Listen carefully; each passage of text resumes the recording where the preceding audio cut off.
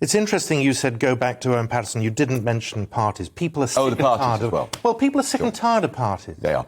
And the Prime Minister could turn around and say, well, actually, I wasn't sure of the rules myself. And people would perhaps understand that. Yeah. And say, well, let's move on. Yeah. But why is the media so obsessed with parties? Well, because the way that ministers were wheeled out for, was it 2 weeks to say there were no parties or they were within the rules. So it's the cover-up rather than the event. It's always the cover-up. 'Twas ever thus. Tell the truth. Be honest. There is an issue with the Prime Minister, who I like, but there is an issue with the Prime Minister and the truth. This is proved again and again.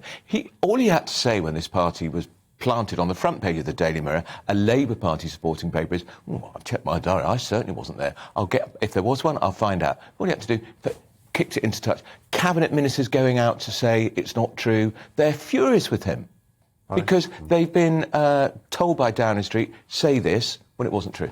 And we'll get the inquiry probably, the Cabinet Office inquiry will be Friday, we think we'll get the answer, conveniently the day after the by-election.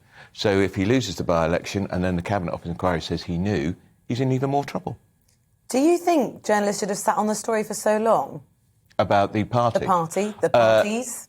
Look, I don't think the Mirror sat on that story. I think as soon as they got it, they put it in the paper. Somebody with an agenda against Boris Johnson sat on that story for a very long time. Now, who was it?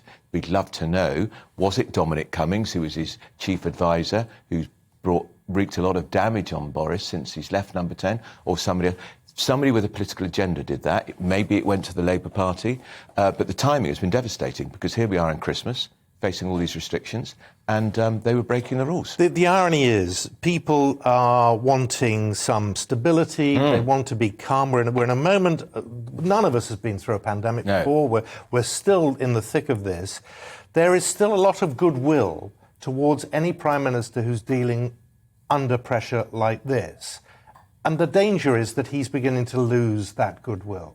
Yeah, and I think people cut the Prime Minister a lot of slack. I think mistakes probably were made with how quickly we did or didn't go into lockdown. But equally, I defend him on that, because what Conservative Prime Minister wants to shut down an economy and put potentially millions of people out of a job? So I think he did his best.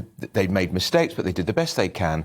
But they are now making bad mistakes, and this cavalier attitude to parties when everybody else is following the rules. We know the day of the so-called Downing Street party, which isn't official yet, I think it's now called a gathering in Number 10, apparently, 3 people were fined for having parties. You can be fined up to £10,000. They criminalised it. This government decided to criminalise it. That's the problem. If you break, they made it a law-breaking offence. So if they broke the law should be applied to them. Good to see you. Very nice to be here.